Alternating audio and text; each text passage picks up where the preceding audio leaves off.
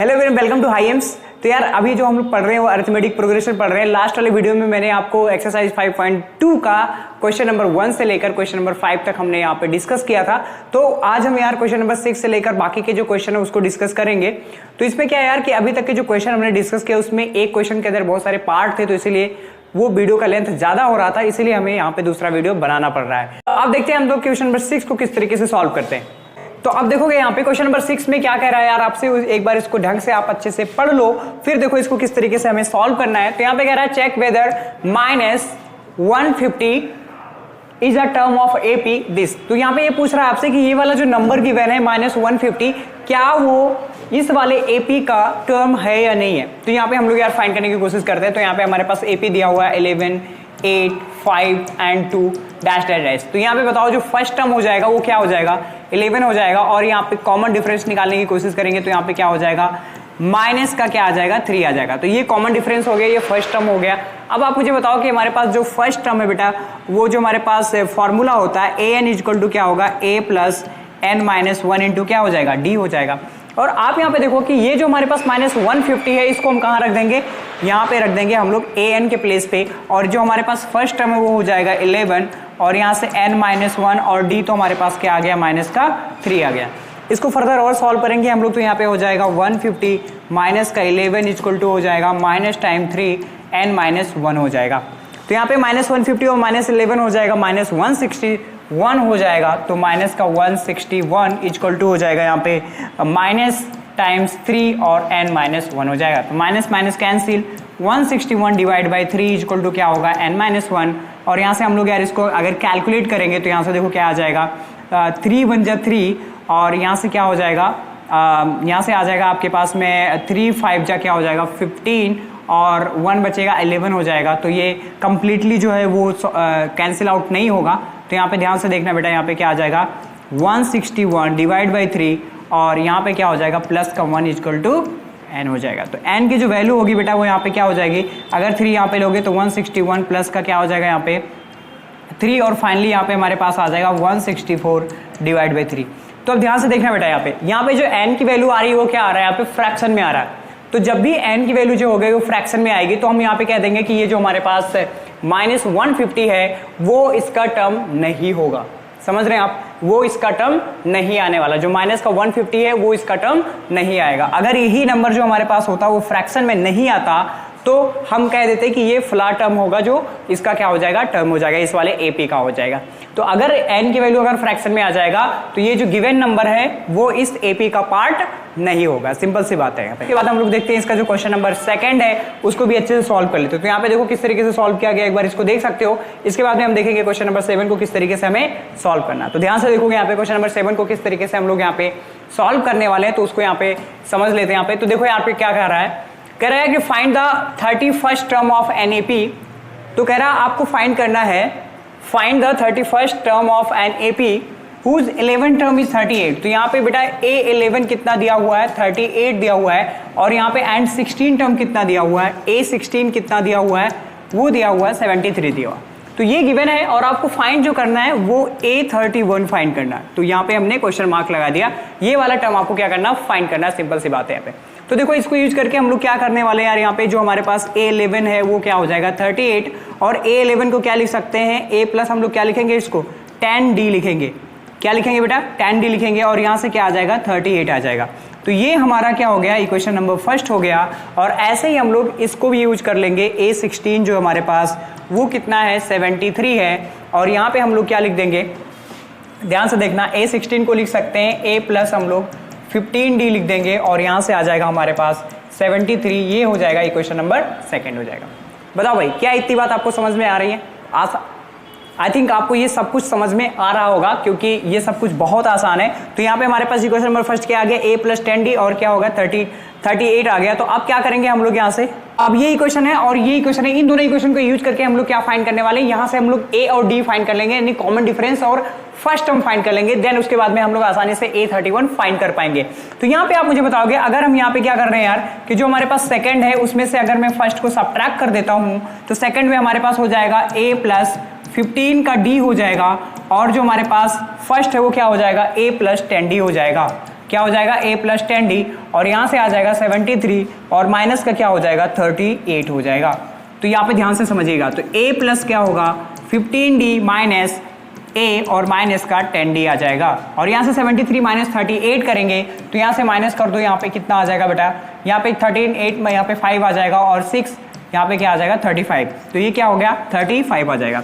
a और a cancel out हो जाएगा, 15d माइनस 10d कितना हो जाएगा 5d और इक्वल टू कितना आ जाएगा 35 आ जाएगा। तो ध्यान से देखोगे यहाँ पे d इक्वल टू क्या हो जाएगा 35 डिवाइड बाई 5, तो 5 बन जा 5, तो यहाँ पे d इक्वल टू कितना हो गया 7। तो d की वैल्यू कितनी आ गई बेटा 7 आ गया, d का वैल्यू कितना आ गया 7 आ गया। अब देखो ध्यान से यहाँ पे d अगर 7 आ गया आपके पास में, तो इस d वाले वैल्यू को हम लोग क्या करेंगे फर्स्ट इक्वेशन में या सेकंड इक्वेशन में कहीं भी उठा के पुट कर दोगे तो आपको क्या मिल जाएगा a की वैल्यू मिल जाएगी। तो d को हम लोग यार फर्स्ट में यहाँ पे उठा के पुट कर रहे हैं, तो अब देखो यहाँ पे हमारे पास a क्या आने वाला है उसको भी हम लोग फटाफट यहाँ पे समझ लेते हैं। तो अब देखोगे यार यहाँ पे हम लोग नेक्स्ट पेज पे इसको सॉल्व कर रहे हैं, तो यहाँ पे हमारे पास क्या था a plus 10d equal to कितना है 38 है, और जो हमारे पास कितना है बेटा d इक्वल टू कितना है हमारे पास 7, तो a प्लस हो जाएगा 10 इंटू 7 इक्वल टू 38 आ जाएगा। तो a इक्वल टू कितना होगा 38 माइनस 70, तो a इक्वल टू हमारे पास यहाँ पे आसानी से हमारे पास यहाँ पे आ जाएगा 28 आ जाएगा आई थिंक। तो यहाँ से हम लोग 70 माइनस 38 कर लेते हैं तो 2 आ जाएगा, और यहाँ पे हमारे पास आ जाएगा 2 आ जाएगा, तो 22 आ जाएगा। फाइनली हमारे पास यहाँ पे 6 माइनस 3 तो 3 है 32 आ जाएगा। ठीक क्या हो जाएगा 32, तो माइनस का क्या हो जाएगा हमारे पास यहाँ पे 32 आ जाएगा। तो a कितना आ गया माइनस का 32 और d जो आ गया हमारे पास वो कितना है 7 हो जाएगा। और हमें फाइंड क्या करना है a31, तो a31 होता है a प्लस क्या हो जाएगा 30d हो जाएगा। तो यहाँ से a हमारे पास हो जाएगा माइनस का 32 प्लस 30 मल्टीप्लाइड बाई क्या हो जाएगा 7, तो माइनस 32 प्लस क्या होगा यहाँ पे 210 हो जाएगा।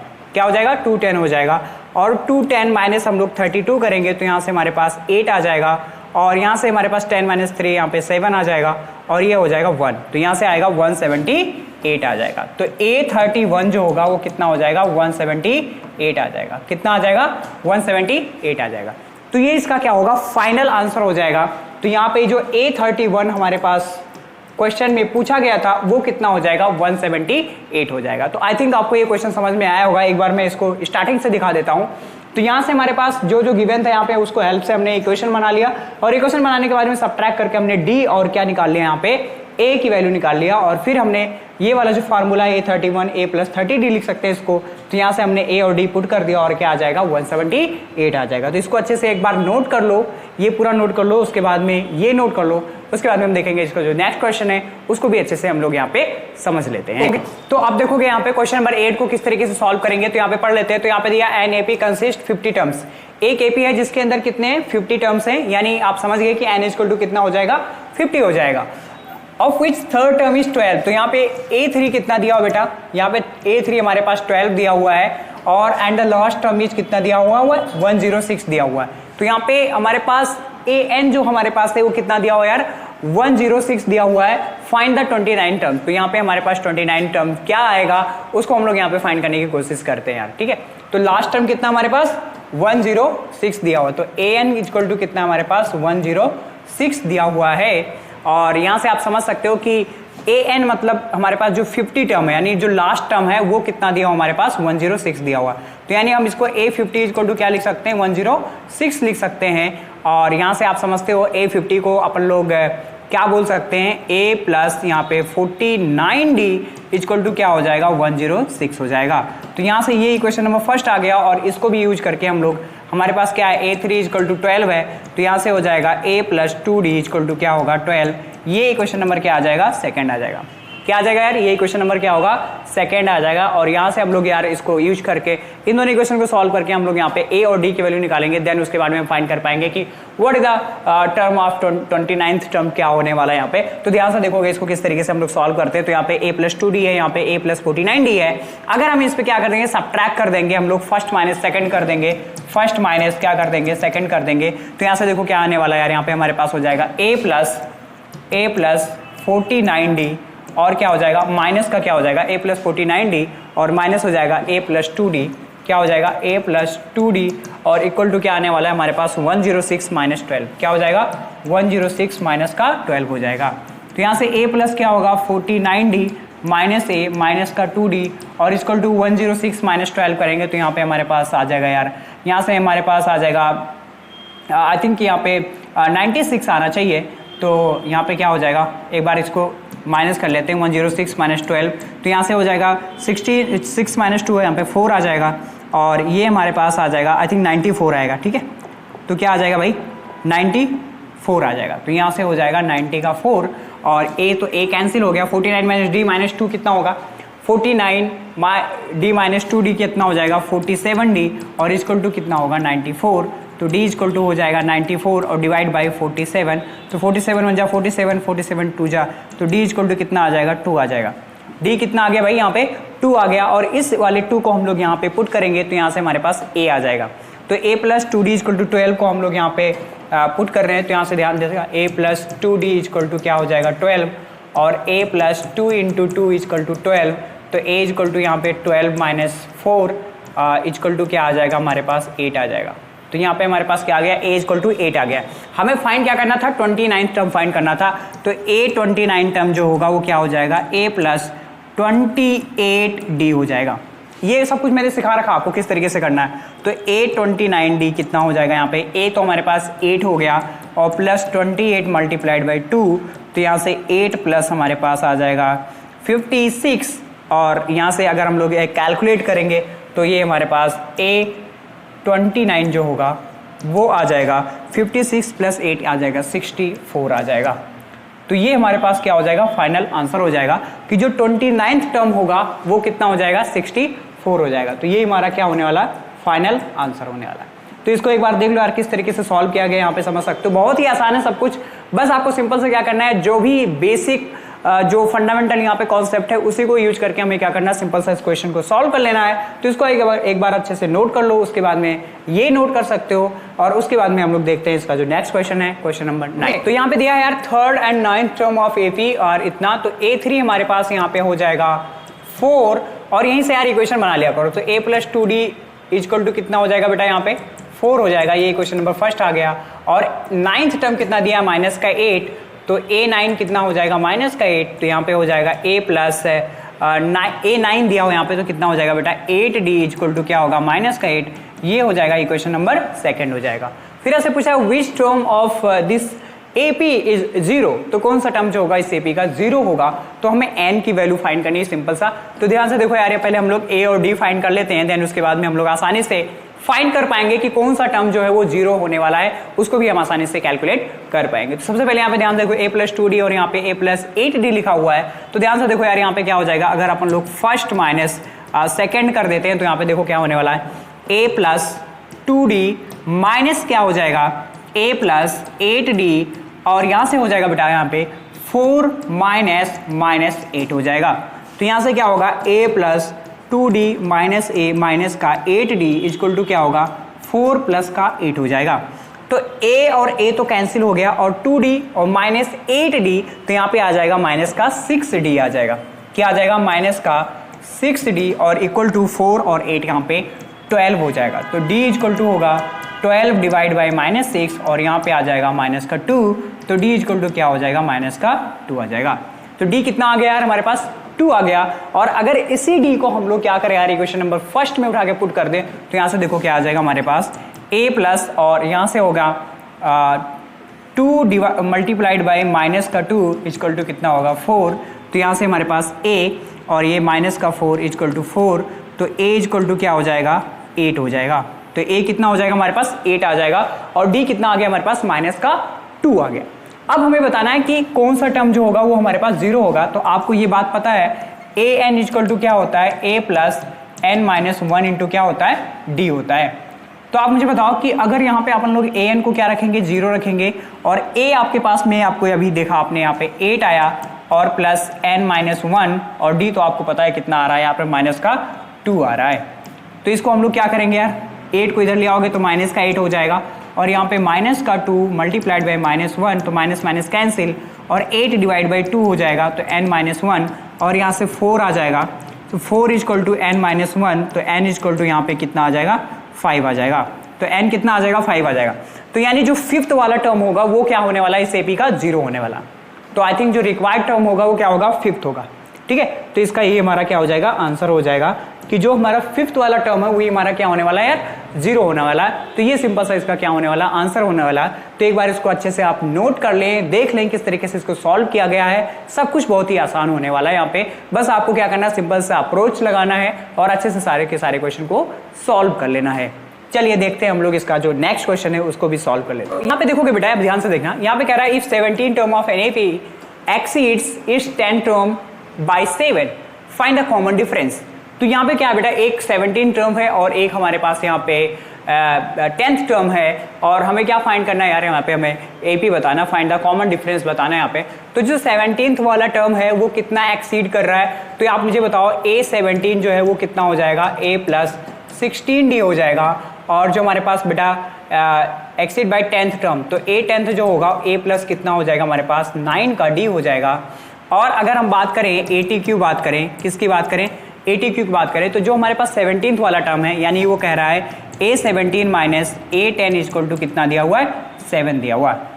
तो इस बात को आपको यहाँ पे समझना पड़ेगा कि जो 17th वाला टर्म है वो जो क्या कर रहा है, वो 7 ज्यादा है किससे, जो हमारा 10th वाला टर्म है उससे। तो ध्यान से देखना, 17 कितना हो जाएगा हमारे पास A प्लस 16D और यहाँ पे माइनस का बेटा क्या हो जाएगा A plus 9D equal to क्या होगा, 7 हो जाएगा।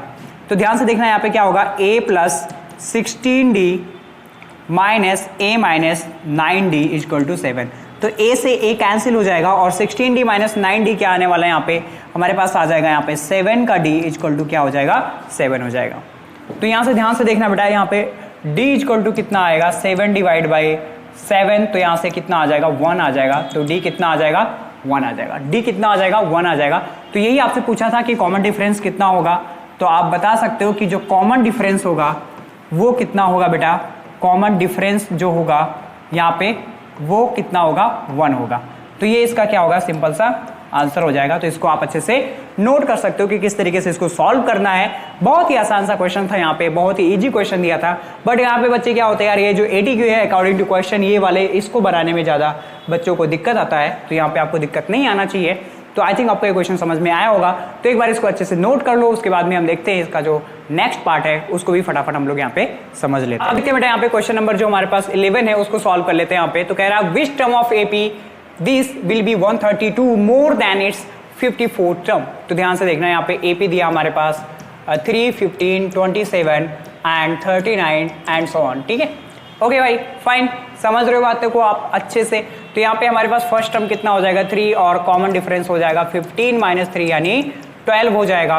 और यहाँ पे अगर हम लोग यहाँ पे फाइंड करना चाहें, क्या फाइंड करना चाहें यार, जो हमारे पास A54th टर्म है तो वो कितना हो जाएगा हमारे पास, A प्लस n के जगह पे हो जाएगा 54 माइनस 1 इंटू क्या हो जाएगा, D हो जाएगा।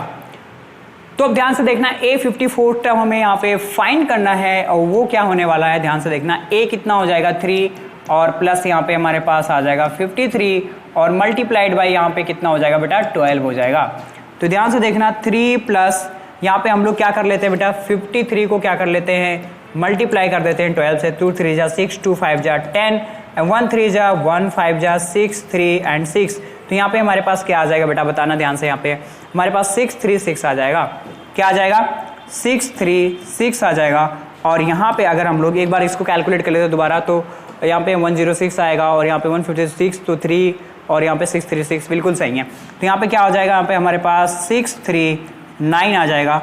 तो ये हमारे पास कितना आया, A54 टर्म आया। क्या आया, A54 टर्म आया हमारे पास यहाँ पे। अब ध्यान देना, क्वेश्चन में क्या पूछ रहा है आपसे, क्वेश्चन में ये कह रहा है कि which term of the AP will be 132 more than 54 term.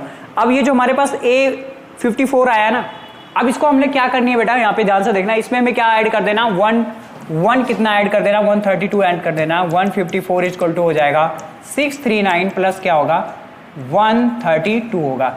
तो इसको कैलकुलेट करना, तो 9 और 2 कितना हो जाएगा बेटा, 11 और 3 3 6 और एक 7 हो जाएगा और 1 कितना हो जाएगा हमारे पास, 167 हो जाएगा। तो ये जो A54 है हमारे पास वो कितना है, 771। अब ध्यान से देखना, हमें अब कैलकुलेट करना, हमें n की वैल्यू कैलकुलेट करनी है। क्या कैलकुलेट करनी है, n की वैल्यू कैलकुलेट करनी है हमें। ठीक है, तो अब ध्यान से देखो, हमें जो हमारा फार्मूला यहाँ पे an इक्वल टू कितना है बेटा, an इक्वल टू कितना हमारे पास, वो हमारे पास हो जाएगा A plus n minus 1 into क्या हो जाएगा d। तो an के जगह पे हमें ये रखना है, ठीक है 771, और a के जगह पे तो आपको पता है कितना है 3, और प्लस n माइनस 1, और d तो पता है आपको कितना रखना है 12 रखना है। तो 771 minus 3 equal to 12 multiplied by n minus 1 हो जाएगा। तो यहाँ से 3 माइनस करेंगे यार हम लोग, तो यहाँ पे हमारे पास फाइनली जो हमारे पास आएगा 768 आएगा, और वो डिवाइड बाई 12 कर देंगे और इजकल टू n माइनस 1 आ जाएगा। तो ध्यान से देखना बेटा, अगर हम लोग यहाँ पे 12 से डिवाइड करके देखते हैं तो यहाँ पे देखो सिंपल से क्या हो जाएगा यार, 12 1 जा 12 और 12 6 जा क्या होता है 72 होता है। तो 12 6 जा 72, यहाँ से 4 और यहाँ पे क्या आ जाएगा 64 आ जाएगा। तो फाइनली हमारे पास अगर मैं यहाँ पे करना चाहूँ तो यहाँ पे आ जाएगा हमारे पास 64 इजकल टू n माइनस 1, और यहाँ पे हमारे पास फाइनली क्या हो जाएगा n इजकल टू 65 आ जाएगा। तो n इजकल टू कितना आ जाएगा 65। तो बेटा जो हमारे पास 65 वाला जो टर्म होगा वो जो 54th वाला टर्म है उससे 132 क्या होगा मोर देन होगा। आई थिंक आपको ये समझ में आ रहा होगा कि मैं क्या कह रहा हूं यहाँ पे, या क्वेश्चन क्या कहना चाह रहा है आपसे यहाँ पे, कि जो 65 वाला जो टर्म होगा वो जो होगा 132 मोर देन होगा किससे 54th टर्म से ज्यादा होगा। तो आई थिंक आपको ये समझ में आया होगा कि किस तरीके से हमें इसको सॉल्व करना है। सिंपल सा कुछ भी नहीं करना है यार, जो 54th वाला टर्म निकालो उसमें 132 ऐड कर दो, उसको फिर हम एज एन यूज कर देंगे और यहाँ पे 771 हो जाएगा, और फिर हम लोग एन की वैल्यू यहाँ पे कैलकुलेट कर लेंगे। तो ये हमारा क्या होगा यार फाइनल आंसर हो जाएगा। तो आई थिंक आपको ये समझ में आया होगा, तो इसको एक बार अच्छे से नोट कर लो। तो बाद में देखते हैं जो इसका नेक्स्ट क्वेश्चन है उसको भी समझ लेते हैं। तो अब देखोगे यहाँ पे थोड़ा सा कॉम्प्लिकेटेड क्वेश्चन है, बट आपको अच्छे समझ में आएगा। कह रहा है कि 2 APs have the same common difference. ठीक है, यहाँ पे हमारे पास 2 AP है बेटा जिसके क्या सेम कॉमन डिफरेंस है। तो the difference between their 100th term is 100, what is the difference between their 1000 term. तो ध्यान से समझना, यहाँ पे हमारे पास जो AP गिवन है उसको हम यहाँ पे एक बार लिख लेते हैं, फिर उसके अकॉर्डिंग हम लोग काम यहाँ पे कर रहे हैं। ठीक है, तो ये मान लेते हैं बेटा कि जो हमारे पास फर्स्ट वाला जो AP है उसका जो फर्स्ट टर्म है वो A1 है, और उसका जो सेकंड टर्म है वो कितना है A2 है। दोनों का कॉमन डिफरेंस तो सेम है।